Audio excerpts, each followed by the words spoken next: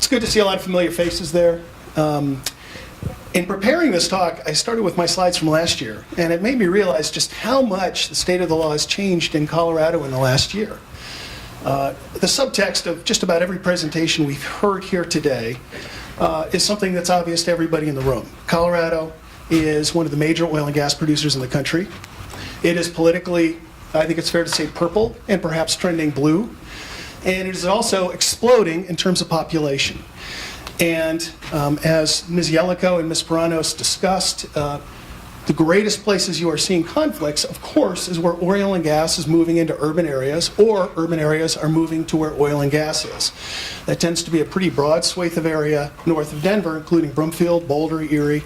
That's where we're seeing a lot of the drama that I am privileged by representing Colorado Oil and Gas Association to be involved in.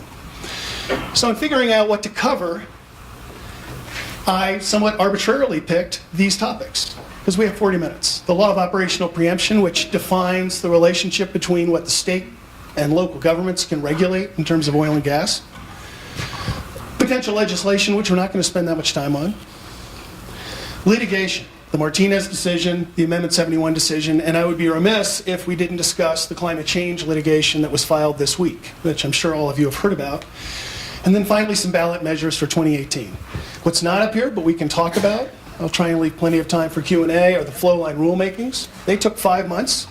As the last speaker said, they added 20 pages to the 215 pages that currently exist in the COGCC statutory book, regulatory book.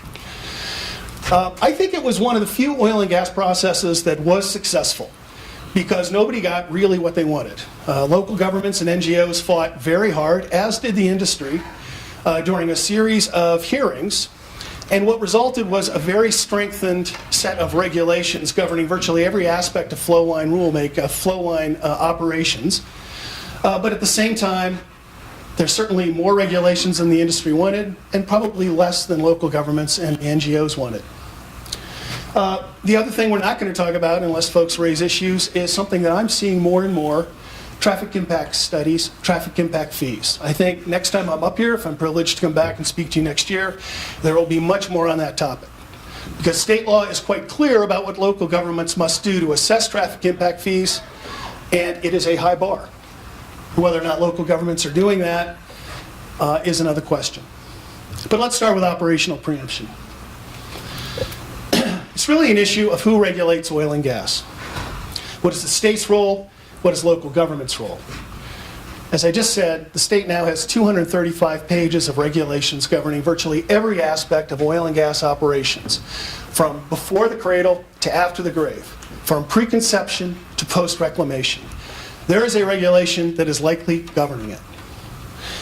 But local governments are becoming increasingly aggressive in regulating many of these same areas.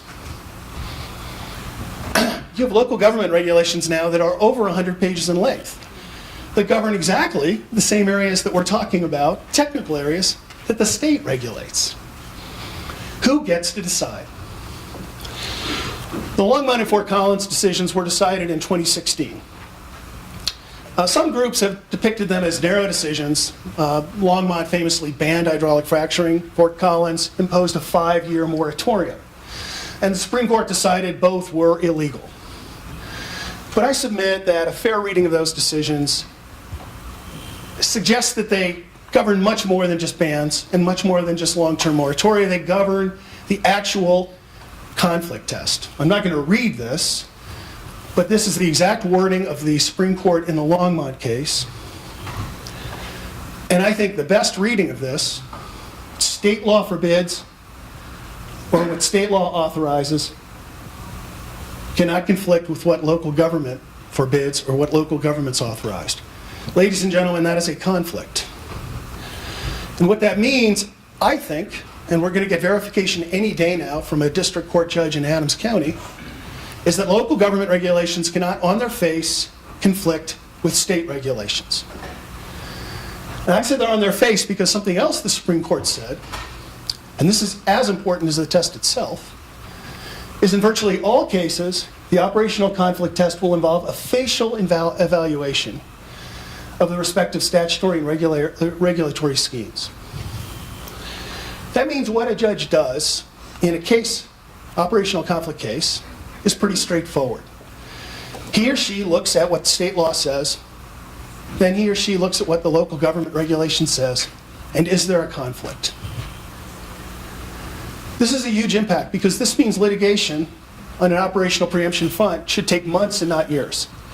There's no discovery, there's no document production, there's no issues about whether or not a ban in Longmont materially impedes the state's interest because nobody's drilling in Longmont anyway, which is an argument Longmont made. All of that's irrelevant. It's simply whether there's a facial conflict. So for the first time, if I am right in interpreting Fort Collins and Longmont, we know what the test is, and we know how it should be applied, and these issues should be resolved in a matter of months. Thornton is the litigation I was referring to. Thornton enacted regulations regarding setbacks of 750 feet. Thornton enacted insurance requirements that exceeded COGCC requirements. Thornton required that all flow lines be removed. The state allows flow lines, if they're properly capped, to remain in place. Thornton regulated gathering lines. And for those of you who aren't sure, join the club. It's a very fuzzy line. As I think Matt Lepore and the COGCC would agree, in the flow line regulations, we spent a lot of time discussing what gathering lines were versus flow lines. But gathering lines generally come from a processing facility or after treatment, and they're generally larger lines, and they're regulated by PHMSA and then delegated to the PUC. But Thornton nevertheless regulated gathering lines as well. Any day now, I expect a decision from Judge Moss, in Adams County, stating whether or not Thornton's regulations are legal or illegal. And if, as I believe will be the case, you will have a district court interpreting Longmont and Fort Collins in the way that I just described. Local government regulations cannot facially conflict with state law. I'm not talking about operator agreements. As Ms. Yeleko said, and I think she's right, if a private party contracts with a local government and agrees to setbacks longer than and larger than what the state regulation is, that's a private contract. It also, I'm not talking about air either. I think air, as Ms. Perano said, is a special example because there you have a state statute specifically delegating more stringent authority to local governments. But that delegation doesn't exist for the other regulations regulated by the COGCC. The COGCC has nowhere in its regulations saying, except as local governments may more stringently apply the regulation. It doesn't exist. Here's the next challenge. If we decide, because Judge Moss decides, that local governments can't facially conflict, then local governments that have a regulation saying setbacks are 750 feet should strike those from the books. They're illegal. But what we're seeing is more sophisticated regulations from local governments that don't have a facial number there. But they say things like compatible with surrounding areas. Oil and gas operation will not significantly degrade the environment. Or, and you know who you are, the setback must, to the maximum extent practicable, be removed from residences. So there's no number. Do those facially conflict? Maybe not. The next wave of preemption litigation, though, will come from when operators actually apply for a permit. Maybe they have a permit already from the COGCC. The local government refuses to grant a permit or grants a permit with conditions, whether it's water quality, whether it's setback, whether it's financial assurance, that is greater or more stringent than state law. That is an as-applied facial conflict. An as-applied conflict. And the next wave of litigation, I think, will be on an as-applied basis, challenging regulations that are fuzzier but still purport to give local governments the authority to decide technical issues, which I believe the Supreme Court believes is the jurisdiction of the state. Here's another wave of potential litigation. I don't mean to pick on Lafayette because I think a number of jurisdictions are doing this, not so much in the United States, but we've seen it in Pennsylvania, we've seen it in New York. Rights-based environmental regulations. Constitutional regulations protecting individuals, constitutional provisions protecting individuals from a degradation of the environment. So Lafayette's Climate Bill of Rights says, all residents and ecosystems in Lafayette possess the right to be free from all activities, including the extraction of coal, oil, or gas, which threaten human physical and neurological systems. Lafayette may be revising its criminal code to make protesters who come onto oil and gas sites exercising this right not subjected to trespass regulations, but that hasn't happened yet. This right is now being advocated, in addition to operational preemption, as a means to ban oil and gas without getting into the operational preemption doctrine. We have a very small body of case law addressing whether or not individuals have a constitutional right to be free from environmental degradation. The cases generally have rejected that approach. But this is a legal theory that's not going away. And in a case, the Juliana case, which has now come back from the Ninth Circuit to Northern District of Oregon, you're seeing this rights-based litigation played out by 21 student activists who have brought litigation against the state government and against the federal government for violation of their U.S. constitutional right to be free from environmental degradation. So this is something else worth watching. One of the few issues the Colorado Supreme Court punted on in the Longmont and Fort Collins cases was the issue of moratorium. They held that the Fort Collins 5-year moratorium was illegal. It was just too long. But they didn't provide a bright line, because I guess they didn't have to, as to what length the moratorium was legal and illegal. This is relevant because you have jurisdictions, again, like Lafayette, which just voted on first reading to extend its 6-month moratorium another 3 months. And I think you'll see a wave of this occurring. So how long is too long for a moratorium?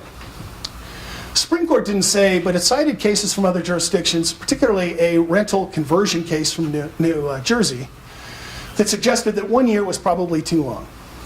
At that point, a local government was supplanting the COGCC's right to regulate the technical aspects of oil and gas. But this is another area we're going to end up arguing about, I think. Now, proposed legislation is something that I'm not going to spend much time on because we don't have much time. I'm not an expert in proposed legislation.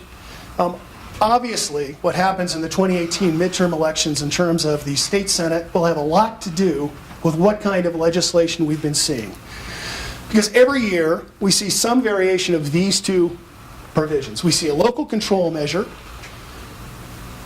Preemption, things we've been talking about here, is a statutory construction. It arises because of what the Oil and Gas Conservation Act says oil and gas companies can, the state can regulate, versus the Land Use Enabling Act stating what local governments can regulate. It is a creature of statute, not in the Constitution. That means that the legislature can change the rules of preemption by passing a law. Okay, preemption is not constitutionally based. So if we get legislation saying local governments can do whatever they want regardless of what the COGCC says and regulates, that then makes everything I just said here irrelevant.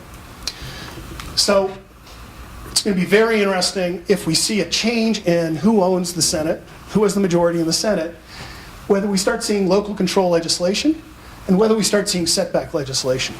There's been a lot of talk already because of the Bella Romero situation in Weld County, if those of you are familiar, among other situations, where people are agitating for greater setbacks from schools. Very sympathetic cause. Senator Foote proposed it last year. It's not going to go away. So these are two recurring themes in legislation. There are other issues, of course, severance taxes, pooling. We don't have time to go into them unless folks ask questions about them. And then somebody else is going to have to answer the questions because I don't know much about either of those topics.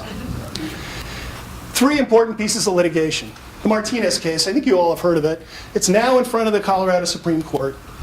The decision arose from a petition from Martinez and other teenagers, essentially asking for the COGCC to have a rulemaking stating that oil and gas permits would be suspended until a third party decided, based on best available science, that oil and gas drilling didn't impact the environment.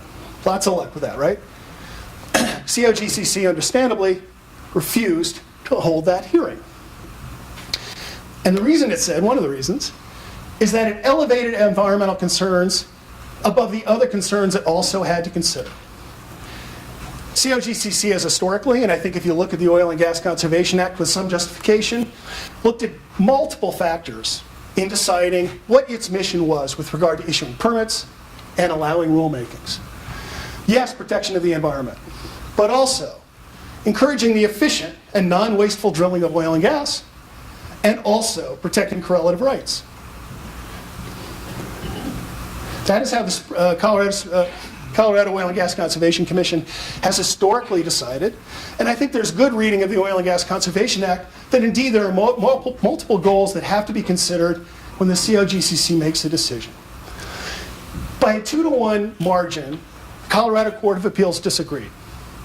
It didn't say the COGCC should accept petition. It didn't say that. It did say the COGCC was misinterpreting its mandate from the Oil and Gas Conservation Act because, based on 2 provisions in the Oil and Gas Conservation Act, two judges thought that indeed environmental concerns were paramount, or at least need to be considered separately. So, if you're deciding whether to grant a rulemaking or to issue a permit, you need to look at environmental concerns as a standalone matter.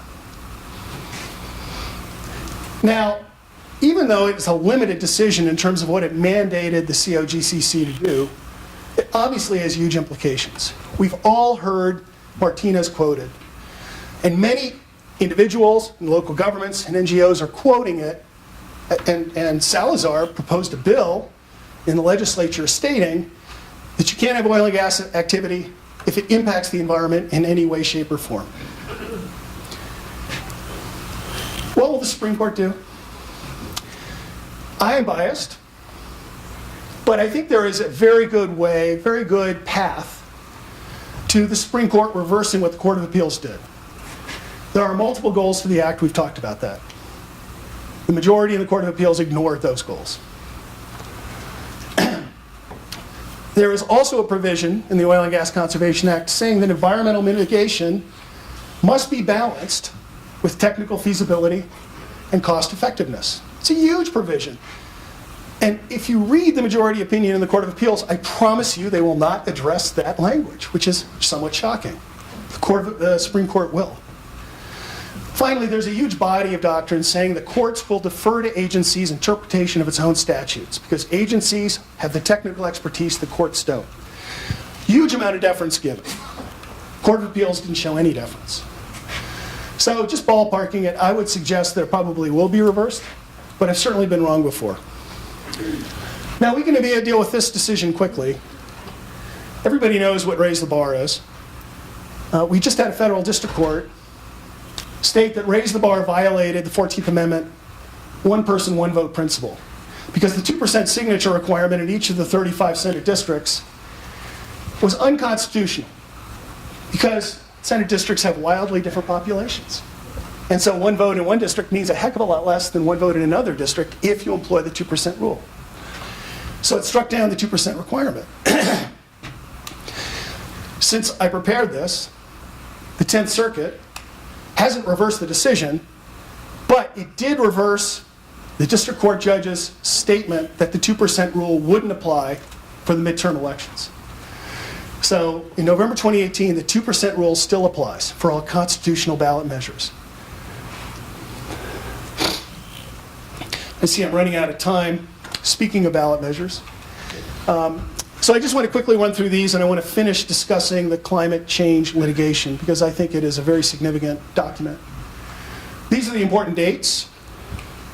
Everybody knows, I think, about Initiative 97. This is now a statutory provision, which means a couple things. First of all, they don't have to get 2% of the registered voters in each of the 35 districts, and they only have to get 50% and not 55%.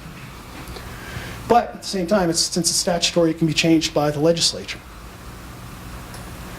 There are also some takings. Colorado Constitution says that private property cannot be taken or damaged by governmental action. The "and damaged" is, I don't know if it's unique, but it's highly unusual.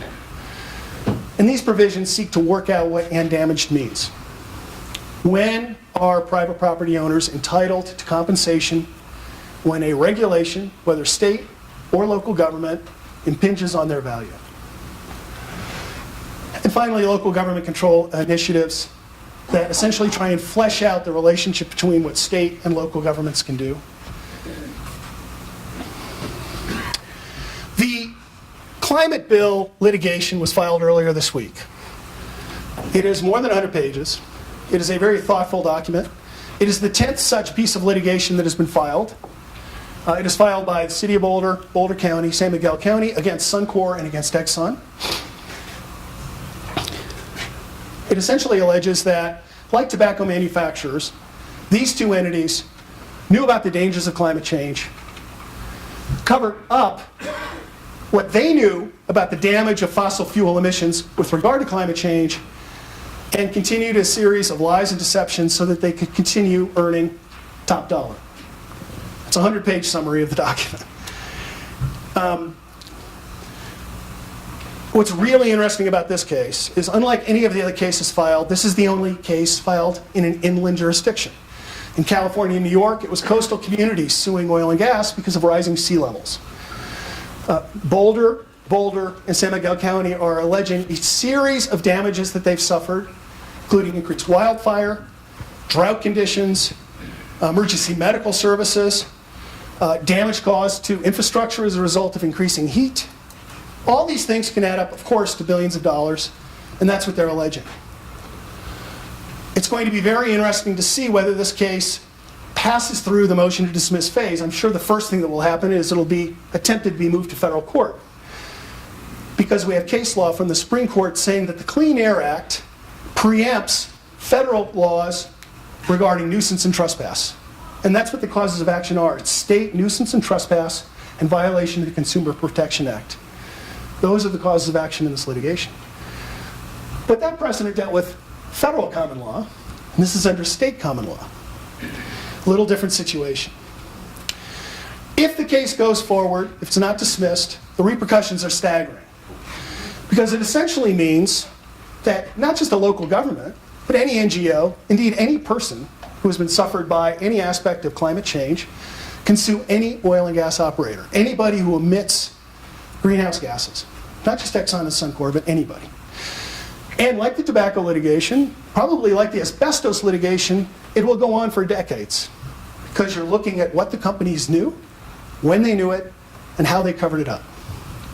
Staggering amount of information that will come to the fore in federal or state court. I think the case will get dismissed under preemption. I think it'll get dismissed probably under separation of powers. I mean, after all, you have the Clean Air Act promulgated by Congress, and these companies have generally been following the Clean Air Act, and now they're susceptible for damages. And what about international treaties by the executive branch? What role does something like the Kyoto Accord have? Parties can follow it, and they get sued for billions of dollars. But it is a serious complaint, and it needs to be taken seriously, because the repercussions are staggering. So I have run over my time. I think we still have 5 or 8 minutes, 10 minutes for questions. And I really hope you ask questions, not just about what I talked about, but about other things. Regarding preemption of the state by local governments, I know the biggest complaint I get is regarding noise, and the state does have regulations regarding noise levels. And we definitely, in our land use code, say that our regulations can be disregarded if they are going to interfere with state regulation. And so in the past we've said, we can't tell you what kind of equipment to put on the pad, but what about putting noise mitigation measures like sound walls and whatnot? Would that also be considered preemption? No, I think what would be considered preemption is if you espoused more stringent standards for residential, commercial, and industrial than state law. I think first of all, you wouldn't mandate BMPs, you'd probably negotiate them. And if a company met state standards for noise, I guess it would be in its rights to say we don't want to put up a noise wall because we don't have to, although I don't think any oil and gas operator would actually say that. I actually get that all the time. Do you? And what do you say back? I can't preempt state law. So you don't make them put them up? We haven't. Okay. No. It's going to be very interesting to see how the preemption doctrine falls out, because there is some sympathy to the notion that, like noise and other surficial impacts, local governments should have some say over what happens at the surface of oil and gas operations. Not downhole, not beneath the ground, but on the surface level. It is closer to their land use authority, after all, isn't it? So it'll be fascinating to see how the preemption doctrine plays out. Is it indeed going to be the fact that whether it's noise or the color of the rig or water quality, if it conflicts with state law, that it's illegal? Or will courts differentiate between downhole and technical issues and superficial, like noise? Because noise sounds a lot like a nuisance issue, doesn't it? Yes? Matthew, so the question is on case studies for case law, maybe out of state, in other states, concerning private property rights takings by precluding oil and gas development on private mineral rights. The state of New York has basically banned fracking and basically banned drilling because 90% of the wells, more than 90% of the wells these days have to be fracked to recoup their investment. So they basically have banned drilling in the state of New York, except on existing, I guess on existing fields, but any new fields. So do you have anything on case law or what might be happening in other states like New York that are actually taking private mineral rights? I know that there are cases. You may have a district court decision that hasn't rose to the appellate level. I want to say something about takings cases, though, because that's an excellent question. There's no published case in New York that I can cite to that says yes or no. Takings are hard cases to win. If there's a 2,500-foot setback, you will see the state hit with billions of dollars of litigation in takings cases by oil and gas operators who are claiming that their property interest is taken. And those will be strong cases. And I hope the advertising campaign against that initiative points out that the state can lose billions of dollars if it passes. But takings cases are hard. They're fact dependent. You have to show that your property interest is either completely unacceptable or that there has been a substantial diminution in property value. And the Supreme Court has said, what does substantial diminution mean? It's really anything north of 90% diminution, 92%. They're very fact specific. Unlike the preemption cases, they involve years of discovery and a battle of experts. So they're not easy cases, which is why we don't have a published decision from New York yet. But New York is going to be in a world of hurt by that ban, I promise you. So my question is, when you started your discussion today, you mentioned that we'll be having an election in November, and our state we could see our legislature go one way or the other, and we're going to have a new governor as well. What do you think is more impactful to this industry, the changing landscape of our legislature or the legal wranglings in the courts? I mean, which can tip it faster? If you could answer that. Well, I think the only reason I'm hesitating is the Martinez case and the Amendment 71 case. It's easy to answer that if I just consider those two. Of course, it's the changing legislature. Because if you have a changed legislature, if you have a new AG, if you have a new governor, and you have a new Senate, and I say this as an independent, our discussion next year is going to be very different, isn't it? It's going to be, let's analyze this local control bill and see how much of what I said last year is no longer relevant. Or, can you have a takings claim that's viable when there's a 1,500-foot setback, like this local government has implemented, or the state is threatening? We're going to have a very different discussion next year. But the climate change bill, if it's not thrown out of court, is a game changer.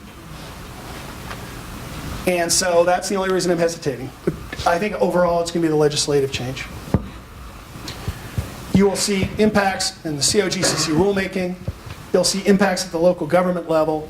You'll certainly see changes in terms of legislation dealing with local control, with pooling, with severance taxes, with setbacks.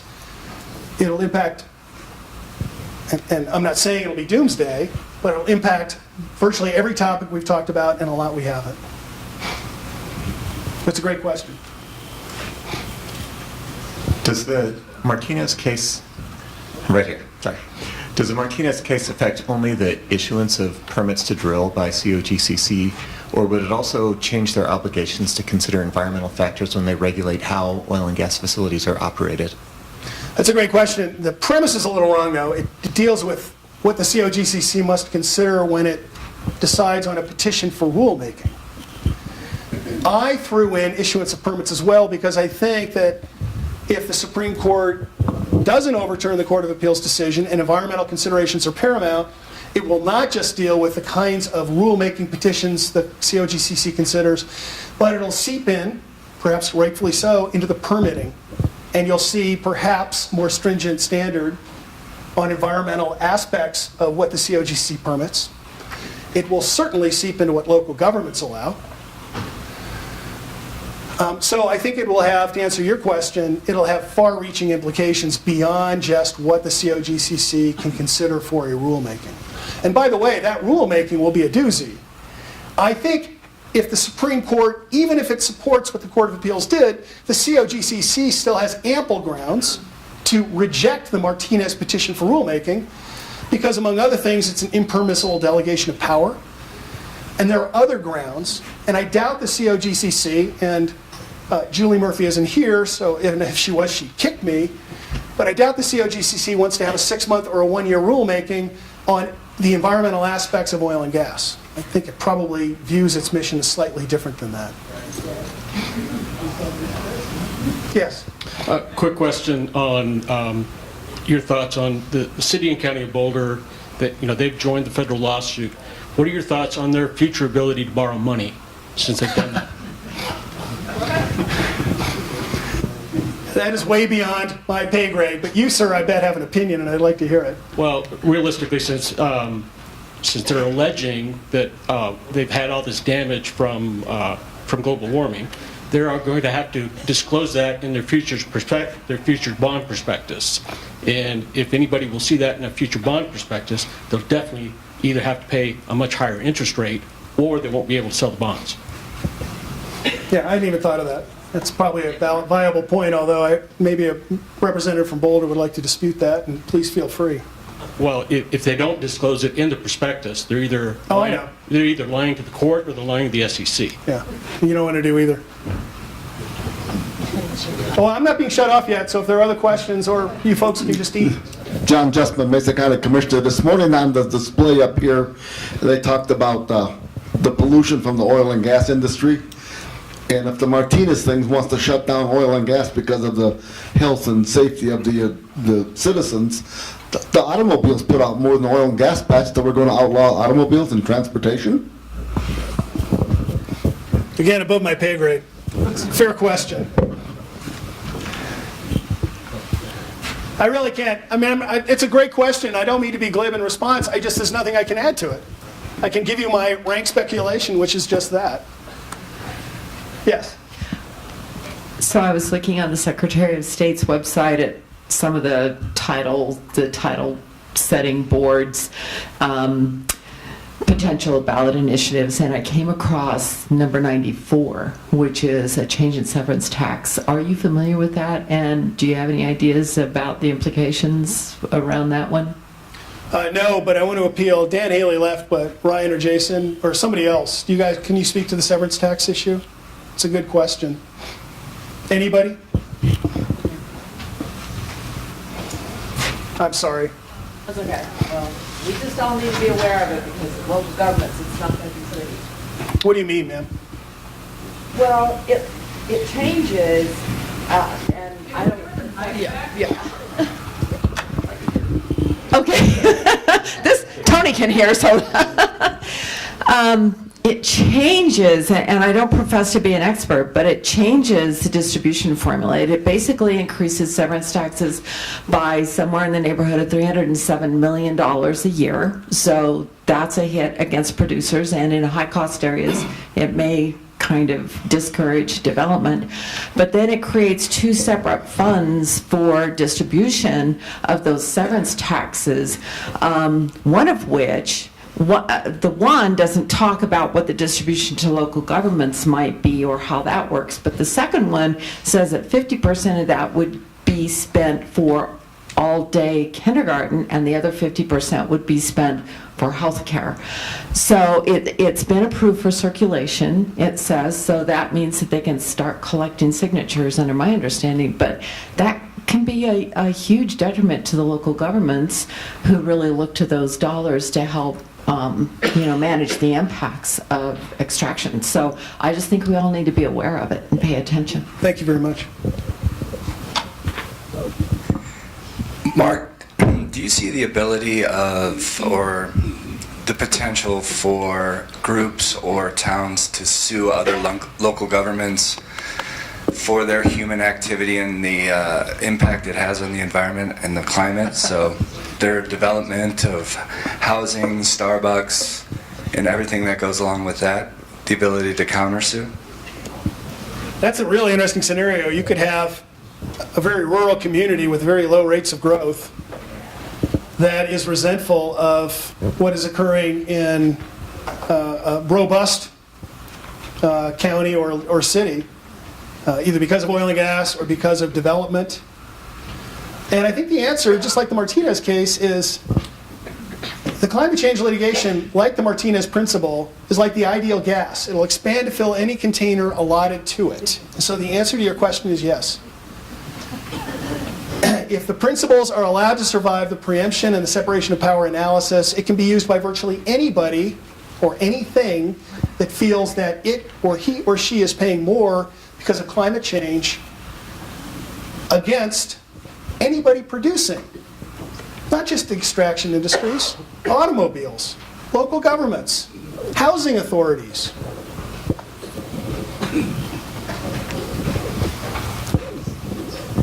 Great question. I hadn't thought of it.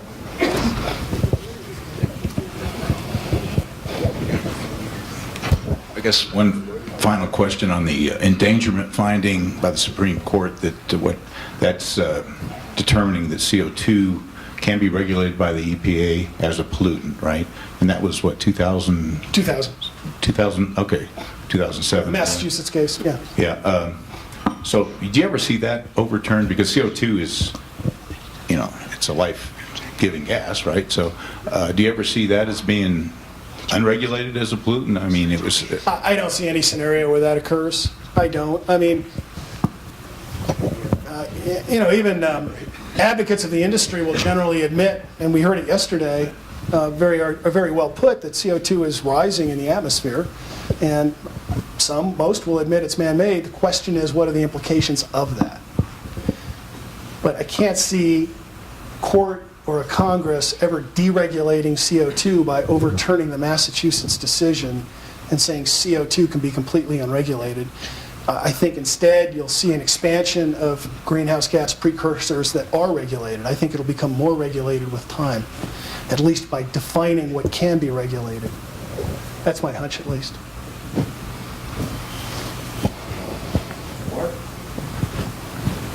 I think it's time to eat. Thank you very much. You've been a great audience.